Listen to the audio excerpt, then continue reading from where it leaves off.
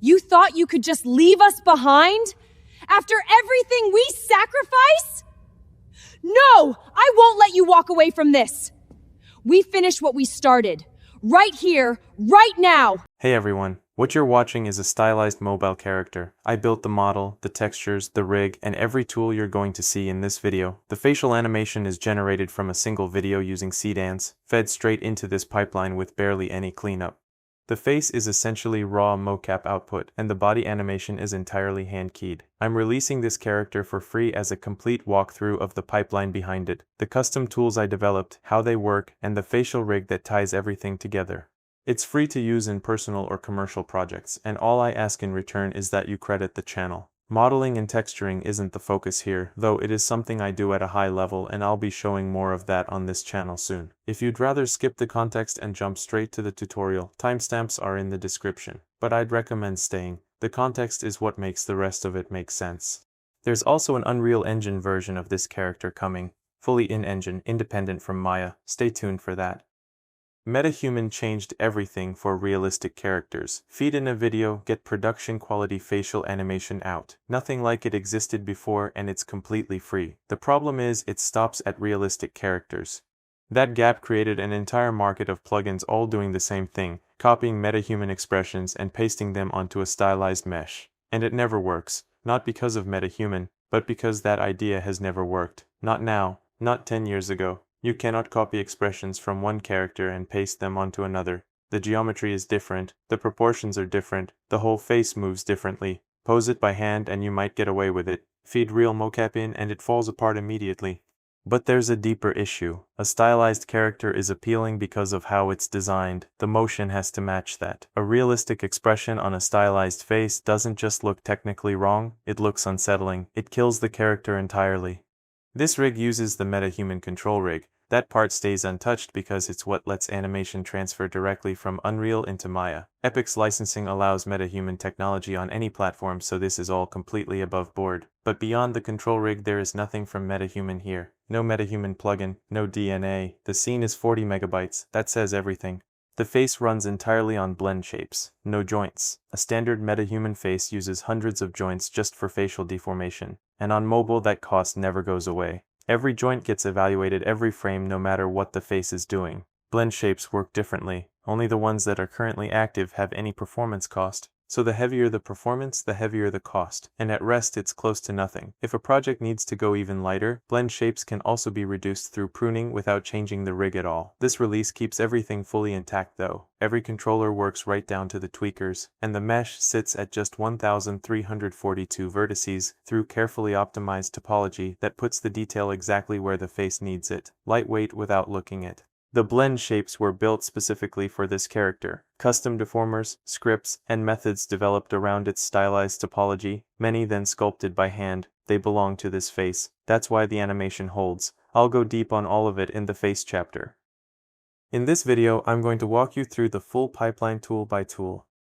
The entire setup is completely plugin free. No external scripts, no dependencies, nothing to install. Everything is embedded directly inside the Maya file. The body rig was built using ZooTools, and while ZooTools has licensing considerations on the rigger's side, none of that carries over to you as the user. You open the file and the rig works. No plugin required, no licensing concerns whatsoever. That's precisely why it was chosen over other rigging solutions. Every other custom tool you'll see, the cloth system, the retargeting tools, the geometry pin, IKFK sync, I wrote myself. Retargeting. A one-click retargeting script that cleanly transfers animation onto the character. It also introduces the dual rig system, where motion can be refined through human IK and baked back onto the Zoo rig for final polish. Cloth simulation. Rather than relying on real-time cloth in-engine, which almost always means trading performance for control, this system bakes cloth simulation directly onto a dedicated IKFK control rig built specifically for cloth. Once baked, you have editable animation curves instead of a locked simulation. You can go in and art direct the cloth motion through the controls after the fact. For game pipelines, especially mobile, this is a far more practical approach. Geometry pin. It solves the dependency cycle that occurs when you try to attach a controller to geometry the rig is already deforming. In a traditional setup that creates a circular dependency and simply breaks, Geometry Pin resolves it cleanly, and it's versatile enough to be useful well outside this specific rig. IK-FK Sync. Every animator knows the problem. You switch between IK and FK mid-animation and the character pops. It's one of those issues that has always required tedious manual fixing. This tool solves it completely. It syncs IK to FK and FK to IK in real time, matching the pose exactly at the point of switching. Once you've finished animating and made all your IK-FK switches, you can bake the entire animation down onto either IK or FK, whichever the workflow calls for. These tools and the rig were designed together as one system. They aren't add-ons, they only make complete sense in the context of this setup. After going through each tool, I'll dive into the technical details of the facial rig itself, how it's built and why it works the way it does. From there, I'll walk through the full facial mocap process and we'll close the video by exporting the final animation to Unity. Alright, that's everything you need going in. Let's get into the retargeting section. So the first thing we need to do for retargeting, or really anything else in this setup, is reference the character for this pipeline. That's the correct way to work. We do not animate directly inside the rig file, because we don't want to damage the rig, and more importantly, the tools are built to work with the reference character. If you're working directly inside the file instead of using reference, the tools will not work. So I'm going to reference the character first, and that will also show why this is important.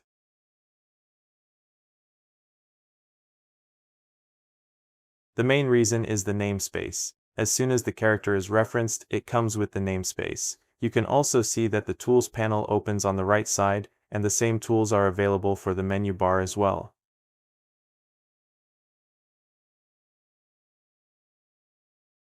The namespace is important because that's how the script knows which character it's supposed to work on. For example, if I just click retargeting right now, I get an error telling me I need to select part of a reference character. It doesn't matter what I select, it can be geometry or it can be a controller. I just need to select something that belongs to the character.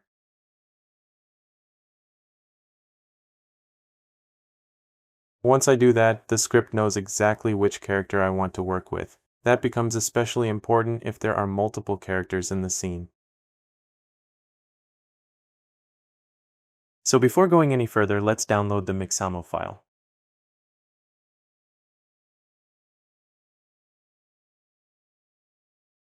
I'm going to use this one here. I'm looking for a loop animation because I also want to use that looping motion later when I show the simulation part. So I'll download that now.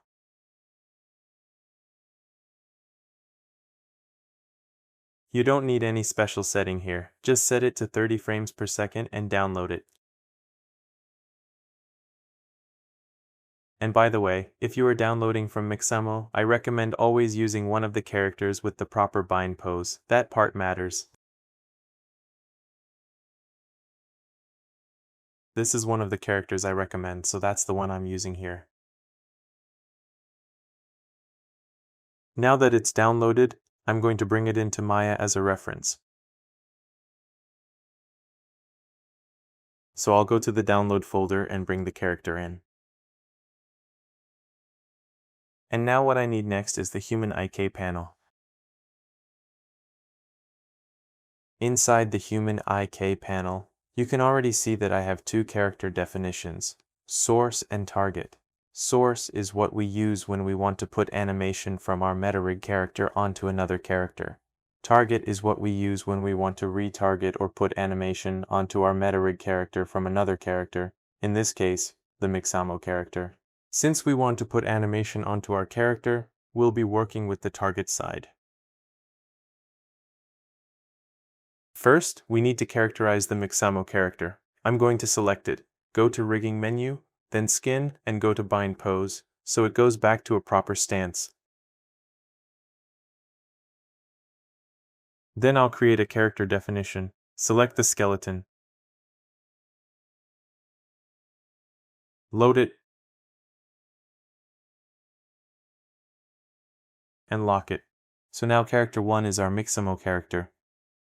I also want to make sure the scene is set to 30 frames per second. Now we are going to select one part of our rig and activate retargeting.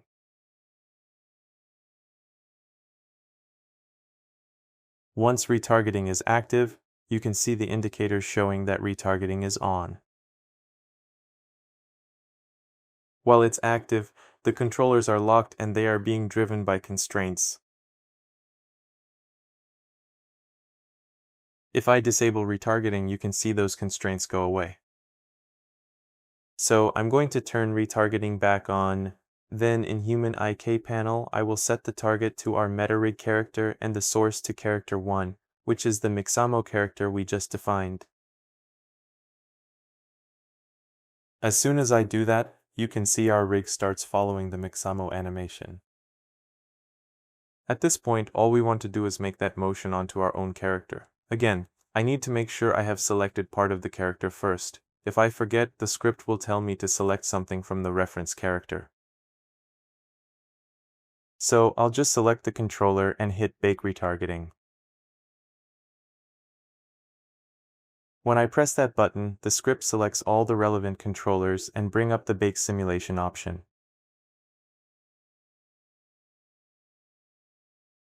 Then I just bake it.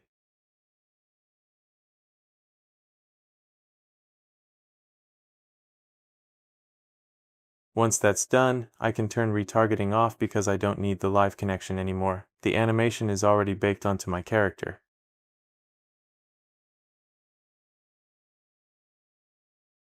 At this point, I can remove the Mixamo reference because it's no longer needed. And now if you look at the rig, the animation is living directly on the controllers. You can see that the motion is there on both the IK and FK controllers.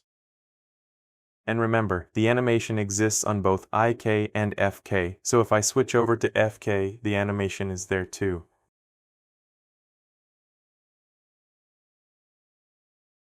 Now, I want to show two different things. First, how we can transfer animation from one MetaRig character to another, and second, how we can use the Human IK control rig to refine that animation, which is something I use all the time.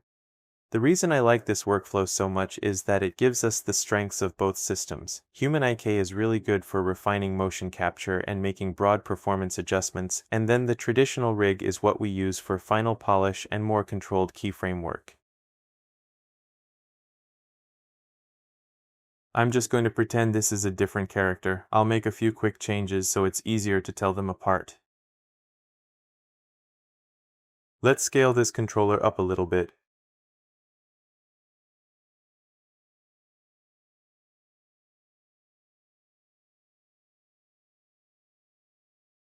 And let's also give the geometry a different color.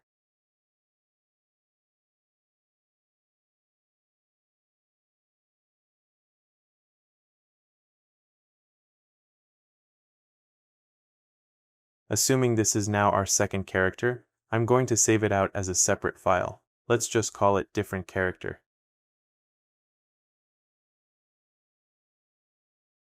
Actually, let's keep the name a little shorter. Now that that's done, I'm going to open a new scene, reference the original character, and then reference the second version as well.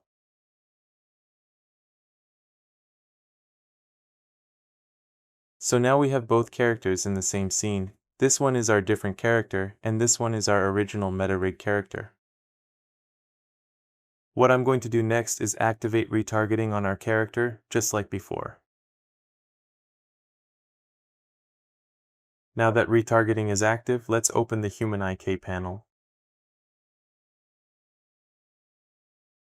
We have a few characters listed here. Character 1 is the Mixamo character, and we don't need that anymore, so we can ignore it. What matters now is the source and target setup for our original MetaRig character and for the different character. The animation is going to be applied to the original MetaRig character, so in the Human IK panel I set the target to the character and the source to the source character from the different character.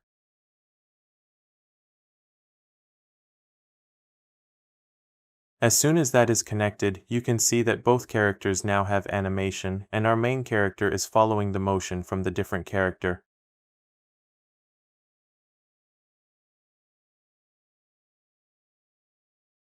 I need to set the timeline to 55 frames because the animation itself is only 55 frames long.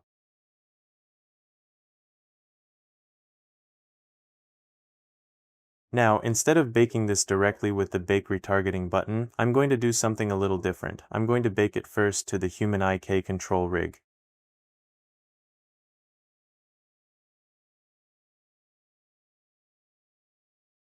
I don't need the different character anymore, so I'll go to the reference editor and remove it.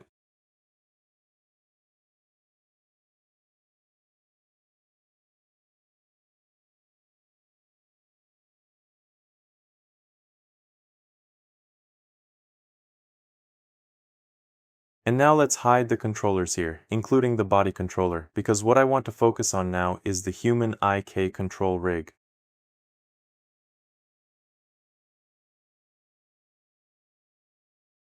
This is where the workflow gets really useful. What we have now is the Human IK control rig, and this is great for refining motion capture, or really any animation where you want to make broad body adjustments quickly. I use this kind of rig all the time for that reason.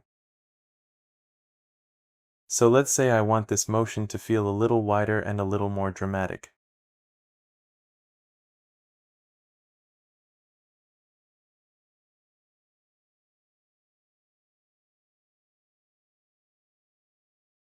Right now I'm in full body mode, which means one controller can affect the whole body. I'll set a key on this animation layer. And then let's push the motion out a bit more here.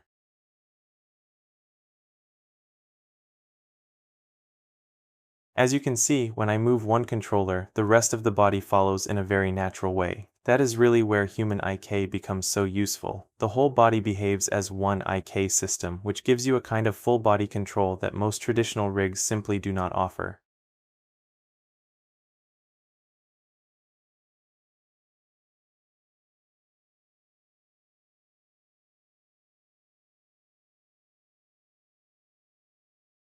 Let's set a key here.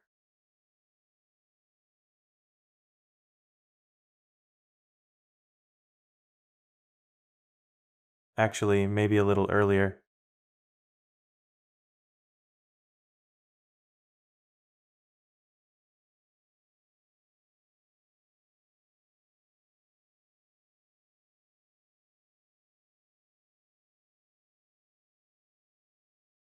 Yeah, something like that. So now we've changed the motion a bit. Instead of the original version, we now have something a little more pushed and a little more expressive. Once I'm happy with that, I'm ready to bake this animation back onto the Zoo Rig controllers. So what I'm going to do is use Bake Retargeting. As before, it asks me to select part of the character. The Human IK control rig is just something we generated temporarily for this step, so it is not included. I just need to select something from the actual character setup. That could be the geometry or one of these groups since they are included as well. So I can go ahead and bake the retargeting.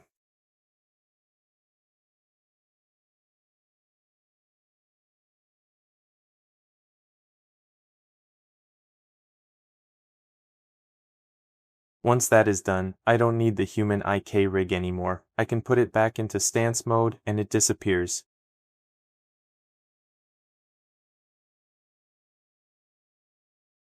Then I can deactivate retargeting and show the zoo controllers again.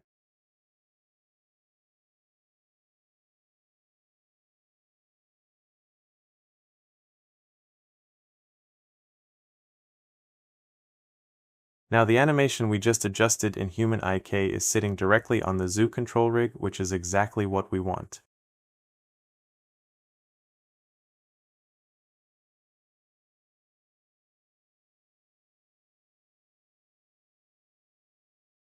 From here we can keep refining it further if we want to. This Human IK animation layer is now empty, so I'm just going to delete it.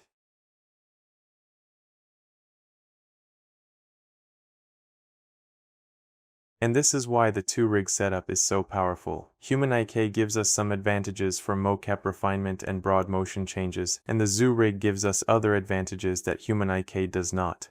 For example, on the zoo rig we have stretch and a lot of other useful features.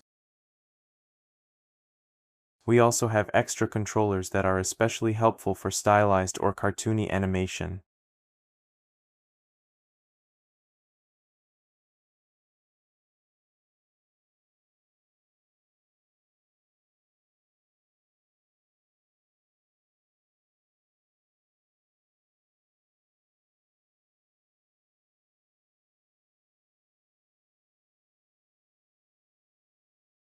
So once the animation is back on the zoo rig, we can keep polishing it from there with a more traditional control setup.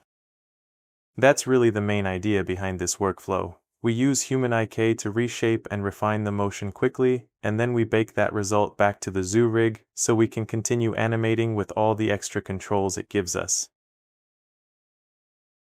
So that's it for this section. In the next section, we're going to move on to simulation, which is the most important part of this panel. As I explained earlier in the retargeting section, you always need to reference the character when using these tools, otherwise they won't work, and whenever you select part of a character and use the tools, they will apply specifically to the character whose part you selected.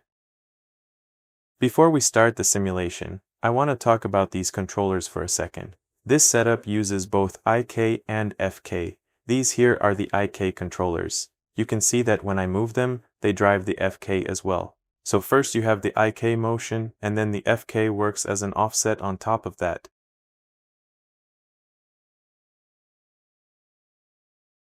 We also have twist control here. And the skirt uses the same type of setup. So in the end, the cloth is being controlled through these controllers.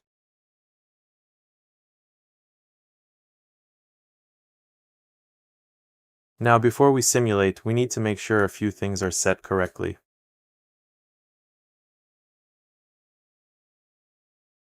First, caching needs to be disabled. I'll turn it on just so you can see it, and then I'll turn it back off. It should stay off during simulation. The next thing is playback speed. We want this set to play every frame, not real time. Now, if I try to simulate the cloth starting from frame 0, the obvious problem is that we already have penetration on the first frame, and we don't want that, so instead I'm going to go back to frame -30.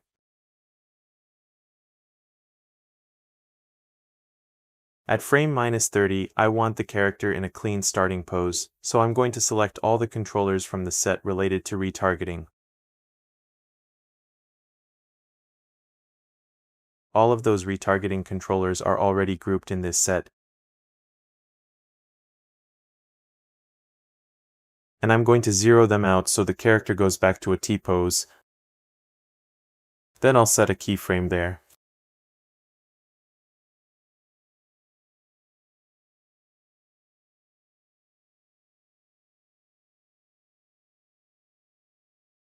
After that, I also want to copy frame 0 and paste it a little later, somewhere around here, so we get a few frames with no motion. That gives the cloth time to settle and drape nicely before the actual animation starts.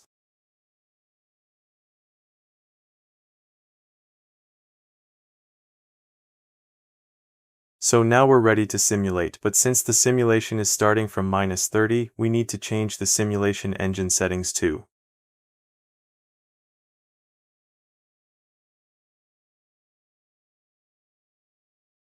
I'm going to select the nucleus node, open the attribute editor, and set the start frame to -30.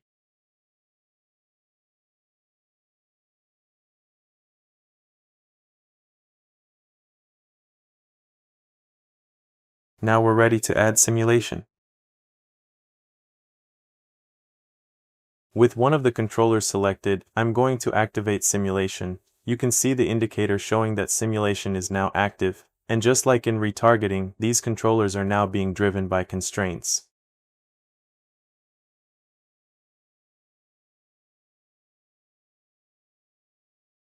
If I hit play, you can see the cloth simulation is running. It's not exactly 30 FPS during simulation, but it's still pretty decent.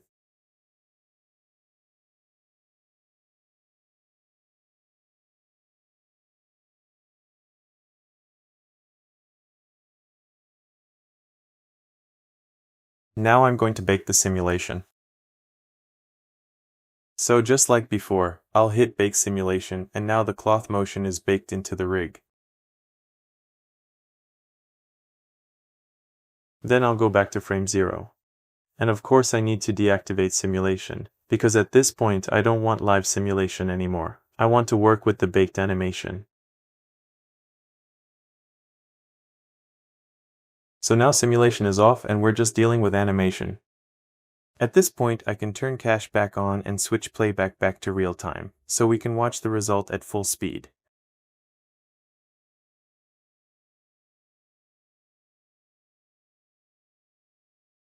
And now you can see the final 30 FPS animation. I actually chose this animation on purpose because I knew it would create a problem here. There's a very tight area where the cloth doesn't have enough room to interact properly, so we get this simulation issue. That's useful, because I want to show how to fix it and how to adjust the animation to get a cleaner result. The first thing I want to do is modify the collider so the cloth has more room to interact and doesn't stick or penetrate into itself. The collider is inside the rig, dynamics group. Here it is. I'll unhide it. And this is the mesh we're going to work on. What I'm going to do is add a blend shape to the collider so I can temporarily push it in and create more space for the cloth. So I'll open the shape editor, create a blend shape, create a target, and then start adjusting it. I'm going to give it a lot more room here. At this stage, I'm not worried about the final look yet. I just want to give the cloth enough space to simulate properly. I can always fix the animation afterward.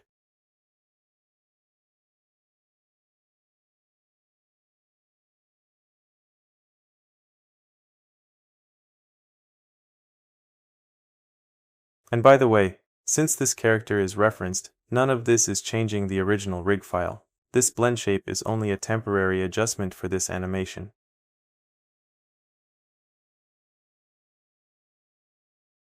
Now that I have the blend shape, I want to figure out exactly where I need it. This is the point where the problem starts to happen. So I'm going to set a keyframe here, and another one here.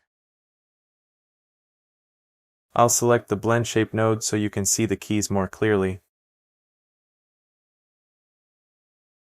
Up to this point, I want the collider adjustment to stay active. After that, I want it to fade back out.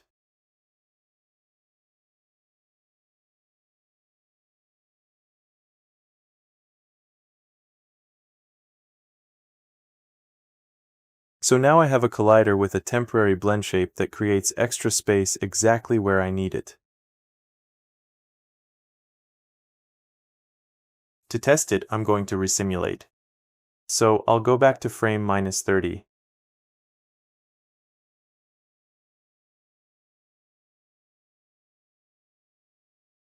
Activate simulation again. Make sure playback is still set to play every frame. Make sure cache is disabled. And hide the collider again so it doesn't get in the way visually. Then I'll bake the simulation one more time.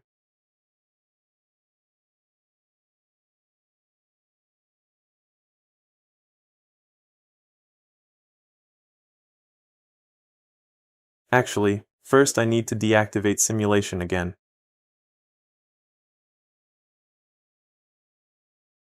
Now you can see the original sticking problem is solved, but now we have a penetration issue here instead. That's okay, because this is where I want to show how we can refine the animation directly through the controllers. I'm going to select these two controllers here, just the IK controls.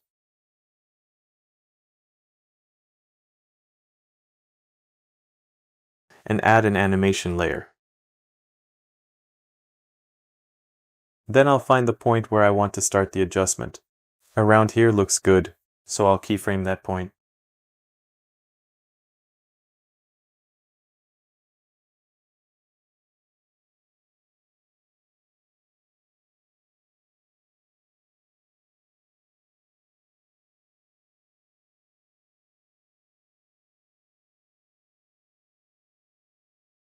I'll set another key here, and then later on I'll decide where I want the adjustment to fade back out.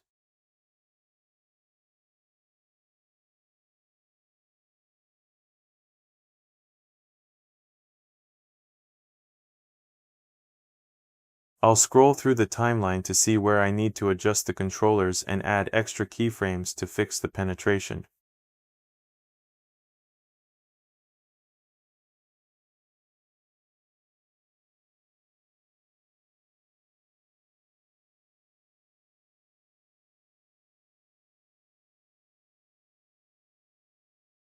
Here, I'll hit the 0 button on the animation layer so the effect drops out and the adjustment fades away.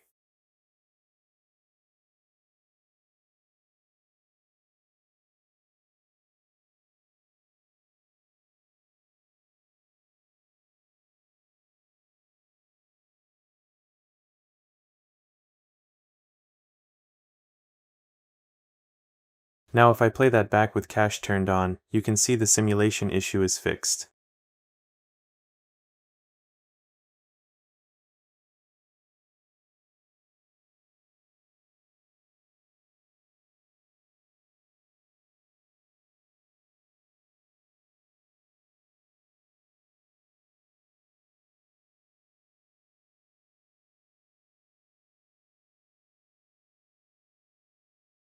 At this point, I want to bake everything back into the base layer, so I'll bake the simulation again, and then I no longer need that extra animation layer.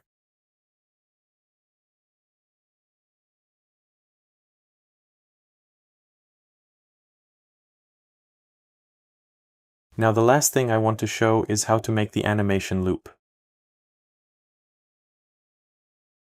Actually, this one is already pretty close. There's a slight difference between the first and last frame, but it's not a big problem. Even if the mismatch were bigger, it would still be easy to fix.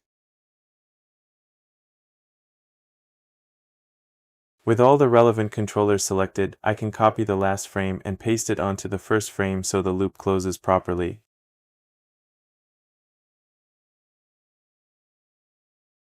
Sometimes you may also want to delete or smooth a few keys after the first frame to get a nicer transition, but in this case the loop is already working well.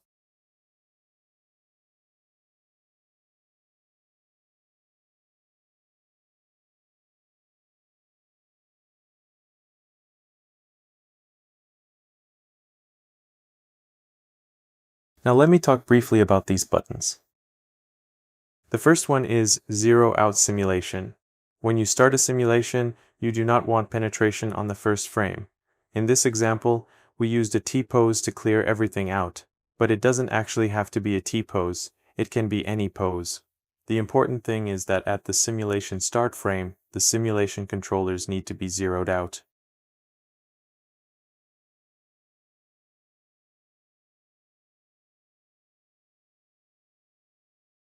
That's why this button exists. Right now these controllers already have animation on them, so zeroing won't change anything unless I remove that animation first.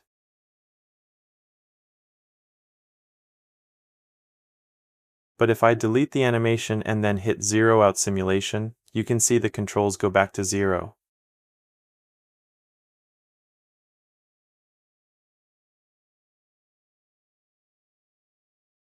The other button is Select Similar. That's just a useful helper for selecting related controllers quickly.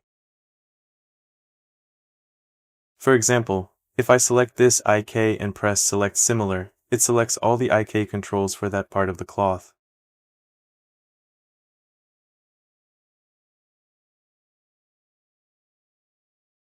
Now if I select one FK and hit Select Similar, it'll select all the FK controls for that section of the cloth. If I add an FK controller to the selection and press it again, then it selects both the IKs and FKs for that same section. And if I include an IK from another cloth section, then that whole IK set gets included too. So it's just a fast way to build controller selections without doing it manually.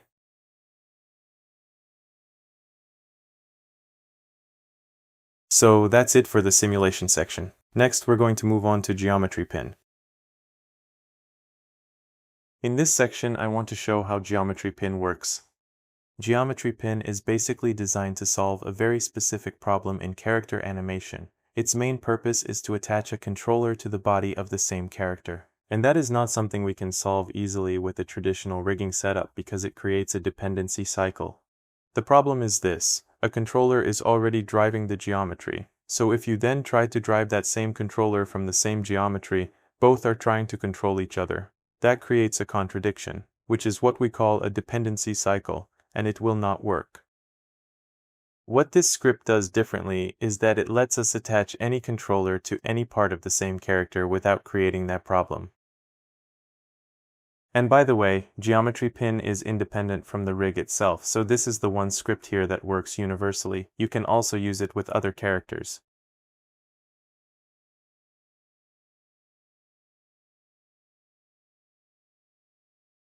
Here I have the hand in IK, and let's say the character puts her hand on her hip and then the hips start moving. We want the hand to stay attached while that happens. So I'm going to set a key here, and then at frame 20 I'll place the hand on the hip.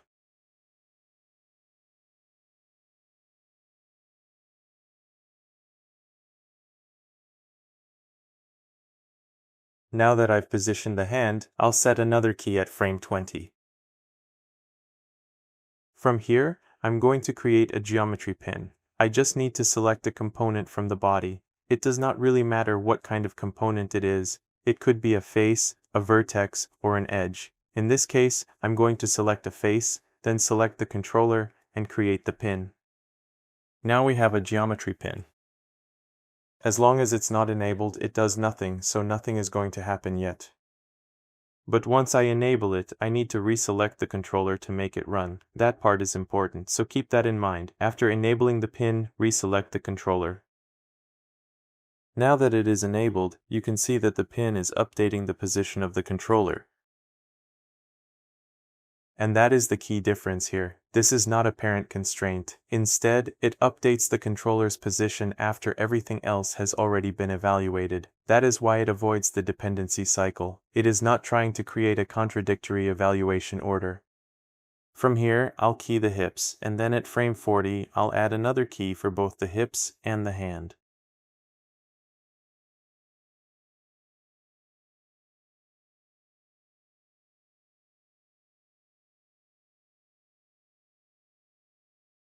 After that, I'm going to disable the geometry pin, and then at frame 60 I'll relax the hand into a different pose.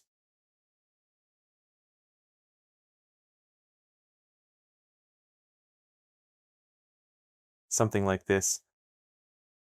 And set another key there too. Now, if we look at the motion without the geometry pin active, you can see what happens. The hand kind of follows the hips because of the animation, but we still get penetration, and that is exactly the problem. It is very difficult to keep the hand locked properly to the body just with normal animation. So now let's use the script properly. From frame 20 to frame 40, I want the hand to stay attached to the hips, so I'm going to enable the pin again and bake it over that range, from 20 to 40.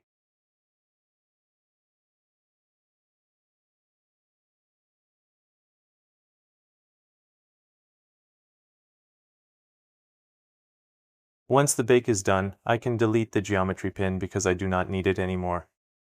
And now, if you look at the result, you can see that during that section of the animation, the hand stays perfectly attached to the hips.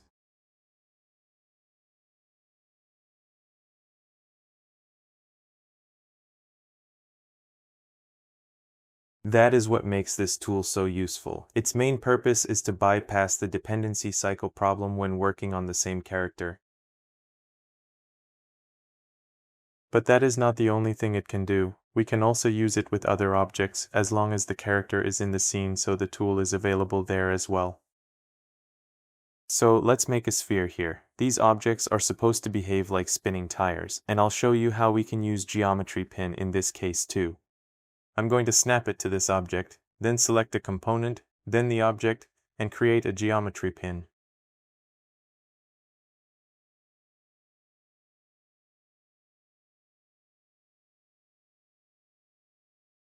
Now when I enable it, the position of the object starts updating.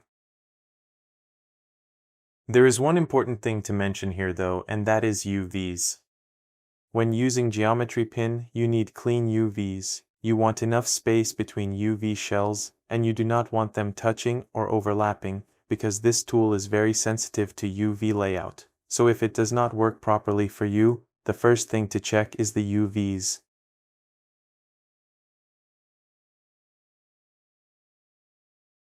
As you can see here, the object's position is now updating correctly. So let's bake the animation for this one. I'm going to bake it up to frame 75.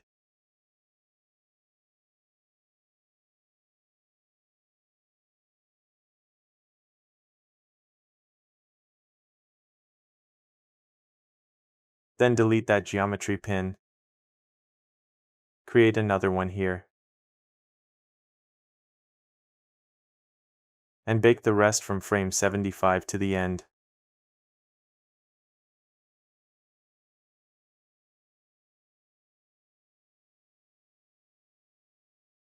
Then I can disable it, delete it, and we end up with the final animation.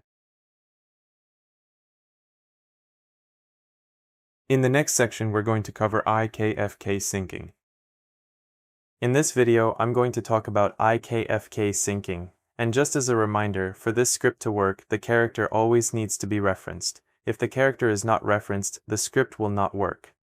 What this tool does is sync IK and FK, and it also lets us bake motion from one side to the other. And the best way to show how it works is just to put it into action. So let's say this character is going to climb. She's going to start from here, and at frame 70, I'm going to zero this out. And here I only want to key translation and rotation, not everything. We do not want to press S on every keyframe. Instead, we use Shift plus W for translation keys and Shift plus E for rotation keys.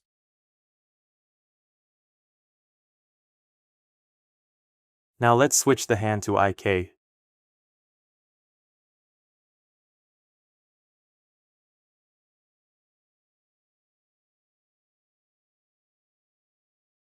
Let's say in this pose she is leaning on a cliff and pushing herself up. So I'll set another key here.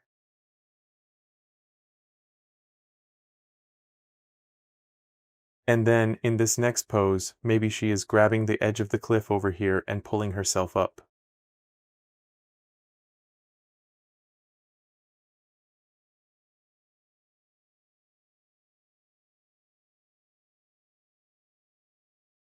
Let's make that feel a little more natural.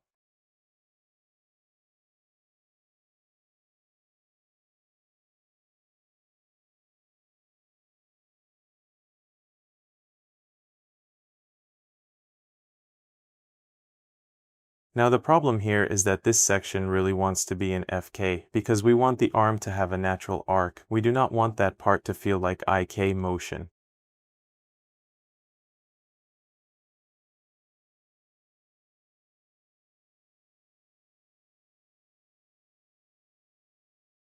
If I do this without the script and I switch to FK, it is not synced. I could try to match it manually, but getting it exactly right is basically impractical. So instead, I'm going to enable the tool. And I left a reminder here in the interface for exactly this reason. You need to select a controller or move a controller to force the sync to happen.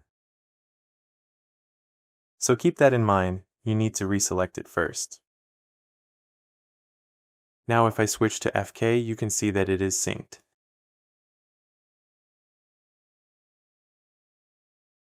And one useful thing here is that while I'm still in IK, I can directly key the FK controllers, meaning the counterpart.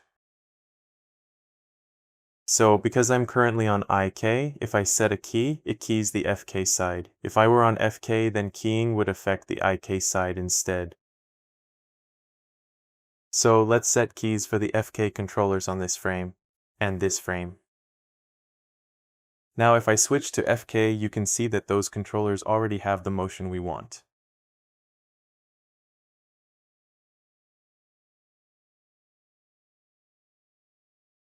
So now let's actually make the IK-FK switch. I'm going to key the IK-FK switch itself. I want this pose to be FK, and one frame before that I want it to be IK.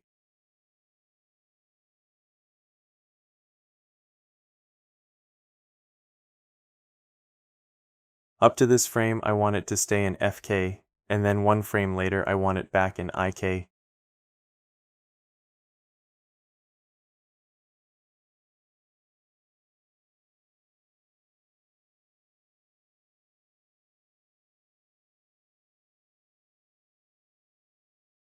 And there it is, the classic IK-FK popping.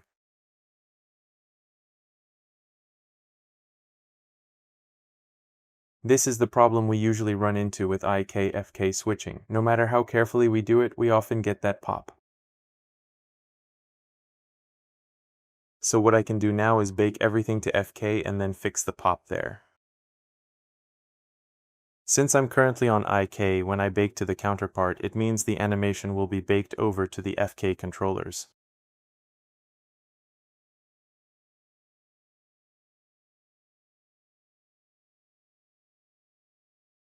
Now I can switch fully to FK. I do not need the switching keys anymore, so I'm just going to remove them.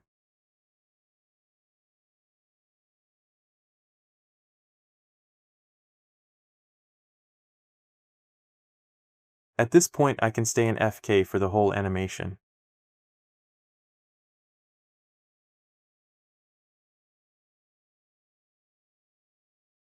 And now fixing the popping issue becomes very easy. I can just delete a few keys here, and that problem is gone.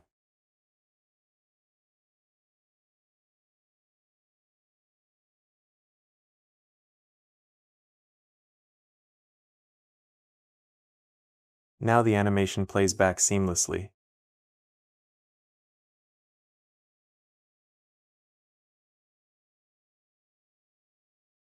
The same thing also works for the foot.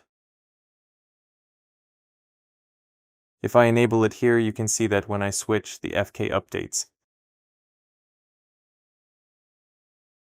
And here when I switch back, the IK updates as well.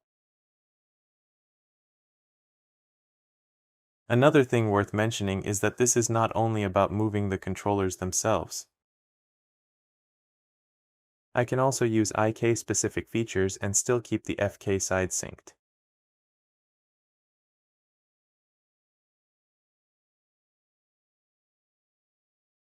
So let's do something like this.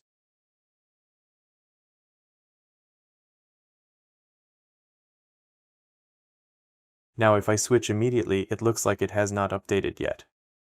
That is because I used IK-specific attributes, so I need to reselect the controller again. Once I do that, you can see the FK is updated.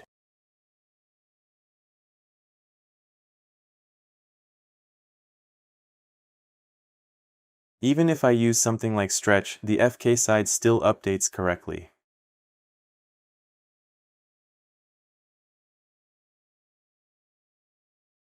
So that's basically it for the IK-FK syncing tool. In the next video, I'm going to talk about face mocap.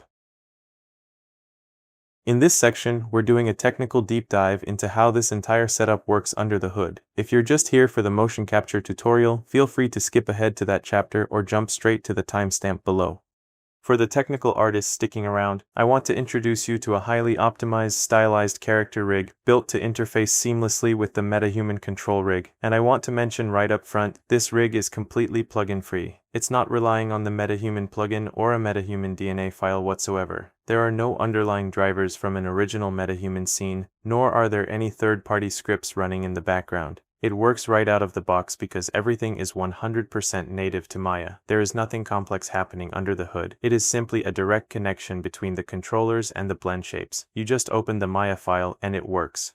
Before we look at the architecture, I want to clarify some common misconceptions regarding facial rigging plugins. There is a belief that you need third-party tools to achieve high-quality facial rigs. The truth is, if you are working with a realistic human face, the most powerful tool you will ever need is the MetaHuman creator itself. Epic allows you to feed your own custom meshes directly into it, and it will generate a highly accurate, bespoke expression set. Furthermore, for technical users who want to dig in and clean up any small flaws, Epic Games has provided the official MetaHuman plugin, allowing you to directly tweak those underlying expressions. Because these powerful native tools are already provided by Epic, investing in commercial third-party plugins for realistic characters is generally unnecessary.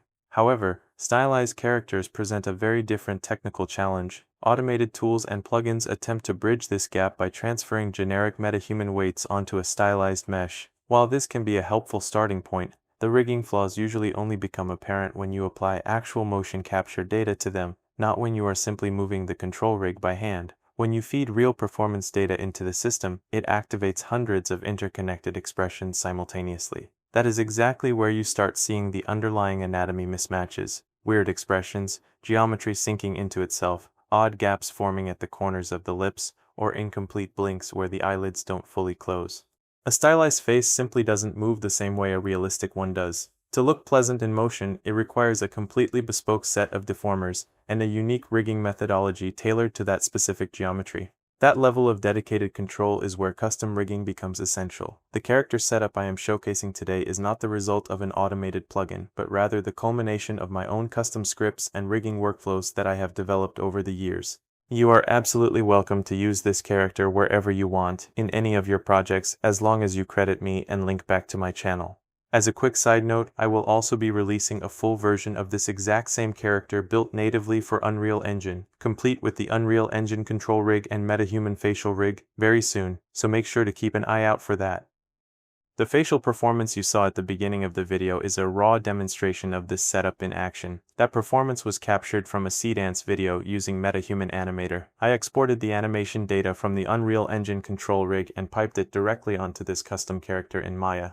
I barely touched the final result, just a few minor tweaks on the control rig to clean up some noise. The facial animation is practically raw out of Animator, while the body was entirely hand-keyed. I'll break down that entire pipeline in the next section.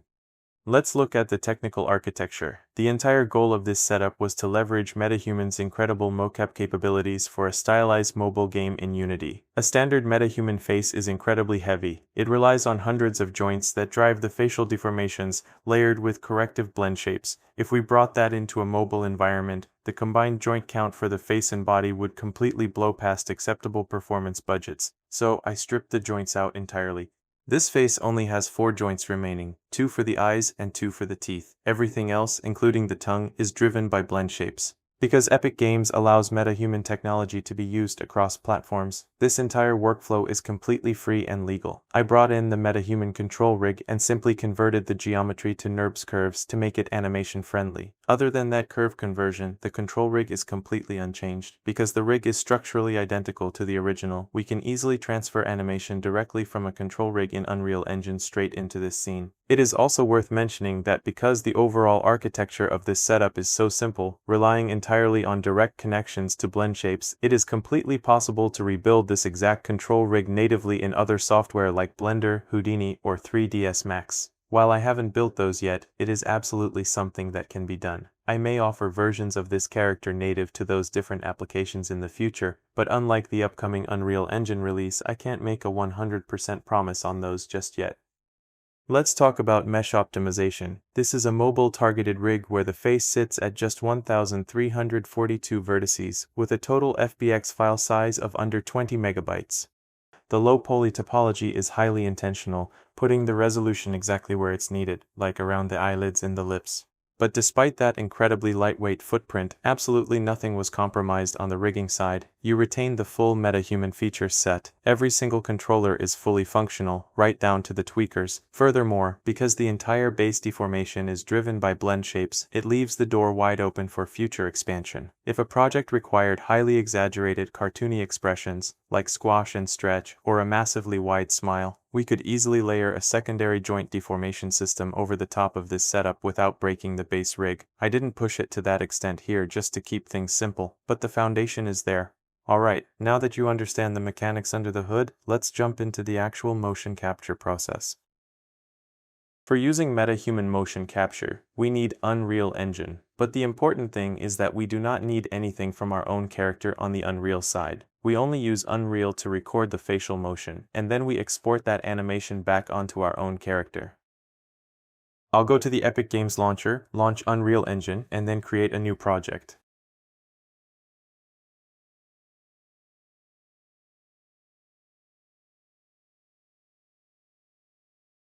I'll just go with the default settings and make the project.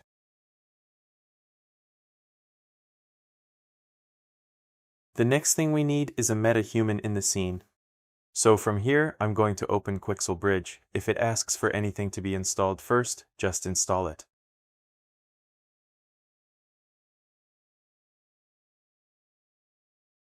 Then go to the MetaHuman section and choose one of the MetaHumans. In this case, I'm going to use this one.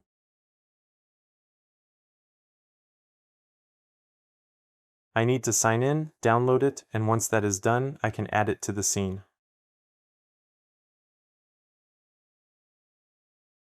When I add it, Unreal prompts me to enable the plugins it needs, so I'm going to enable those and restart the engine. If it wants to import anything else, I'll just let it do that as well.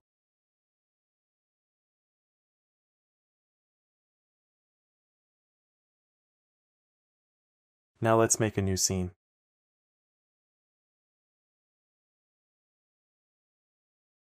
I'm going to bring the MetaHuman into the scene once so Unreal can initialize everything it needs. Once that is done, we're ready to go. Now we need to enable a couple of plugins. So from the Edit menu, I'll go to Plugins, type in Capture Manager, and enable that plugin.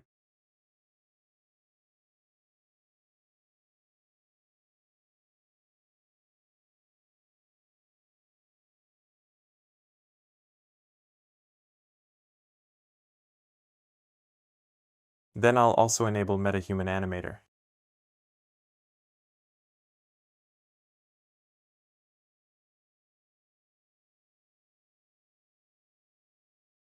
Once that is done, I can close this and go to the Tools menu, then open Capture Manager.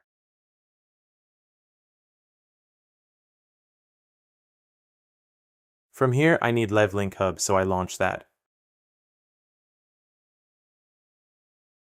Inside LiveLink Hub, I select Capture Manager, then Add Device and choose Mono Video Ingest.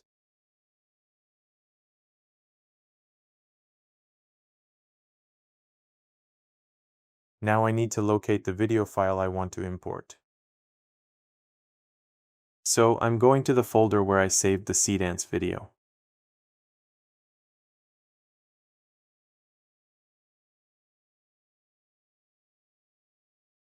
And this is the one I want to use. I'll add it to the queue and hit the Start button.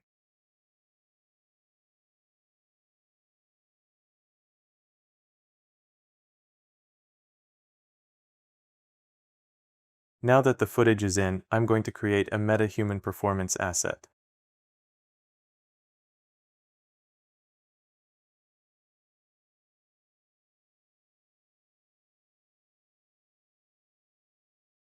I'll open it, set the input to the footage we just imported, make sure the input type is monocular footage, and then select the MetaHuman I want to use. In this case, that will be Amelia.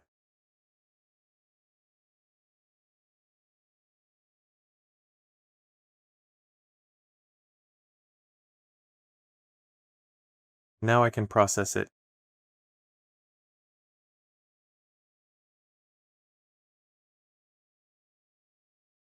Once that is done, I export it as a sequence.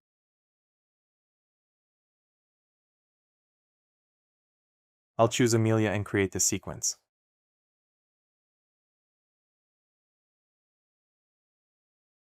Now I'll create a new scene.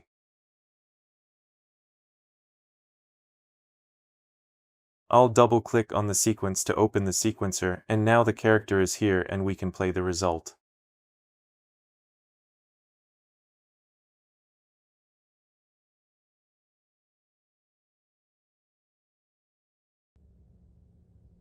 You thought you could just leave us behind? After everything we sacrifice? No! I won't let you— At this point, I'm ready to export the facial animation. So I select the Faceport control rig, right-click, and choose Export Control Rig.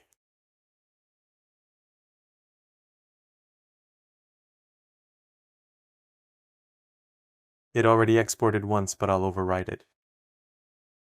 And here I need to choose the MetaHuman control mapping.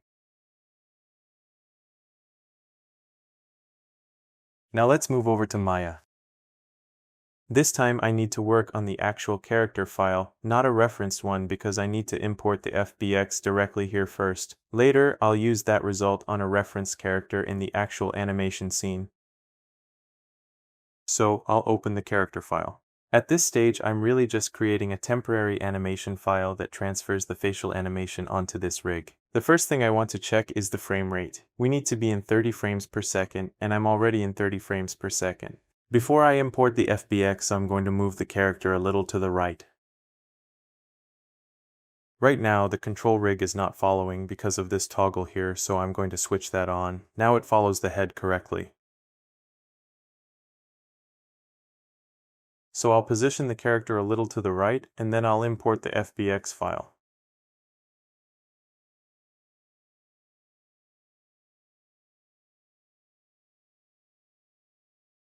The imported facial animation switches that toggle back off, so I'm just going to turn it on again.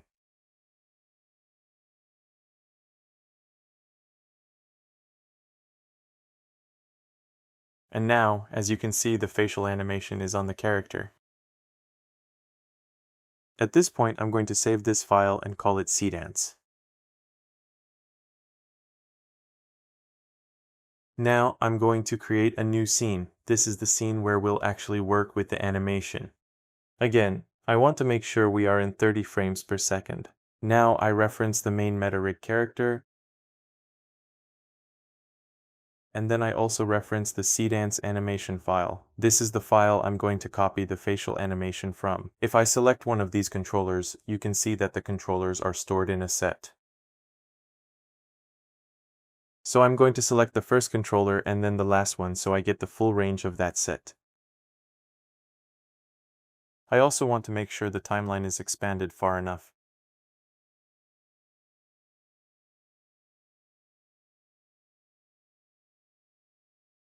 Then from frame 0, I'll double-click on the timeline, right-click, and copy.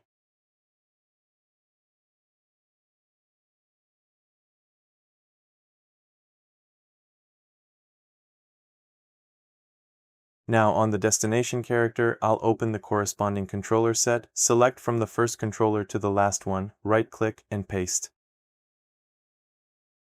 Now the facial animation has been transferred. So at this point, I can remove the Cdance file because I do not need it anymore.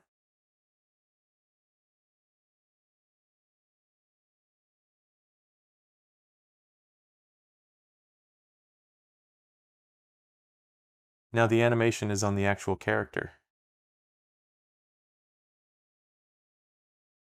The next thing I want to do is bring in the original Cdance video into Maya as a reference, so I can use it for both the face and the body animation. The easiest way to bring video into Maya is to first install QuickTime Player.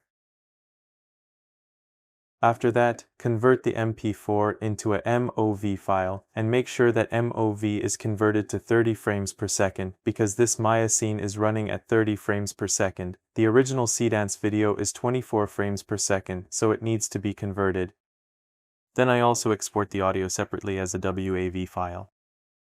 So what I'm going to do here is create an image plane, open the attribute editor, switch it to movie, and load the MOV file we exported.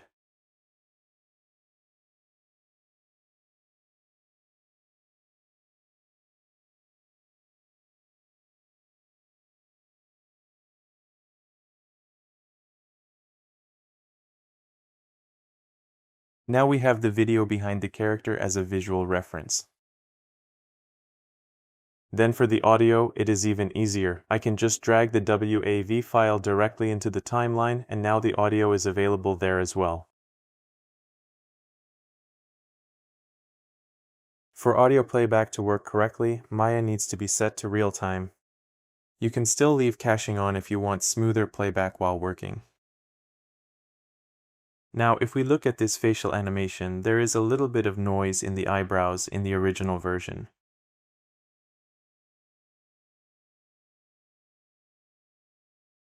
In my final pass, I actually removed some of that noise to make the result feel more natural, so the eyebrows are not moving unnecessarily.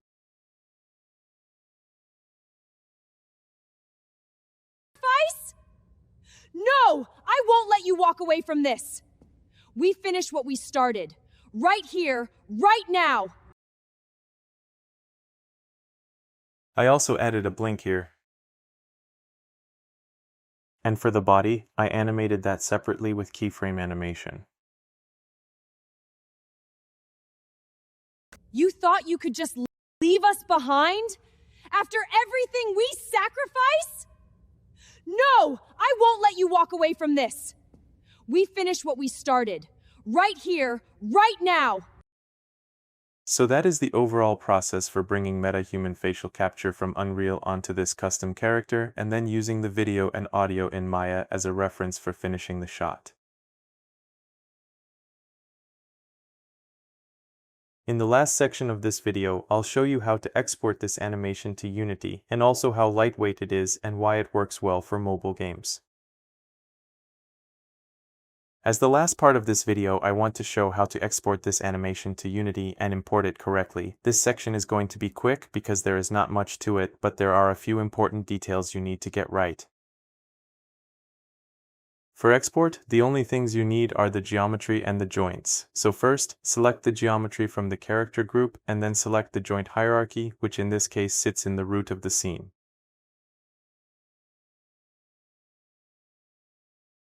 Once those are selected, go to Export, then Export Selection and choose FBX.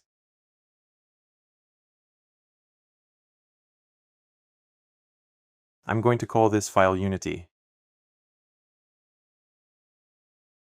For the export settings, make sure animation is enabled, and make sure bake animation is enabled as well. Also, turn off input connections. You do not want to export the control rig with the character. And make sure embedded media is enabled, because that will include the textures as well.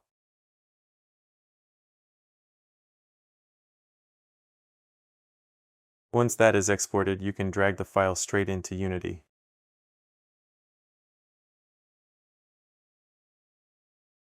Now here is the most important thing to keep in mind. If you import the character into Unity without changing anything, the face will not look correct.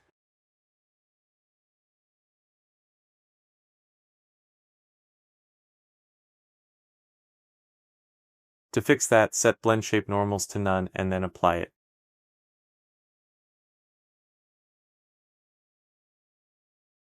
Now let's also extract the materials. First extract the textures, then extract the materials, so Unity creates the materials correctly.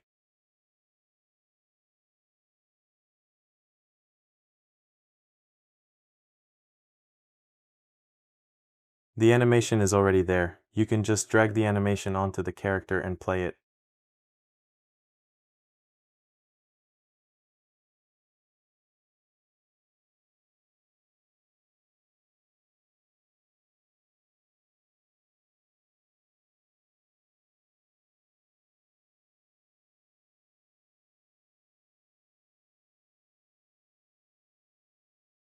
So that's basically it for the Unity side, and just to show how lightweight this setup really is, the FBX itself is only around 18 megabytes. That's extremely small for a character with this kind of facial setup, and it's a big reason why this works well for a mobile game pipeline. And with that, we're wrapping up this video. Thanks for watching. If you want to try it yourself, the character is available in the description. Just credit my channel, and you're good to go. You thought you could just leave us behind? After everything we sacrifice? won't let you walk away from this. We finish what we started. Right here, right now.